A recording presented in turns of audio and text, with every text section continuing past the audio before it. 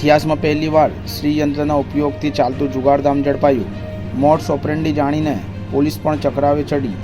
તીન પત્તી જેવા 52 પત્તાનો ખેલ જ માત્ર જુગાર નથી હોતો, પરંતુ જુગારીઓ દ્વારા હાર જીતના નામે અવનવા કિમિયા લગાવીને લોકોને જીતાડવાના નામે પોતાના ગજવા ભરતા હોય છે। ત્યારે સુરતના કાપોદ્રા વિસ્તારમાંથી ઝડપાયેલું જુગારધામ ચર્ચાનો વિષય બન્યું છે, કારણ કે આ જુગાર તાશના પત્તાથી નહીં પરંતુ શ્રીયંત્ર સહિતના 14 જેટલા ધાર્મિક કેન્દ્રો દ્વારા રમાડવામાં આવતો હતો।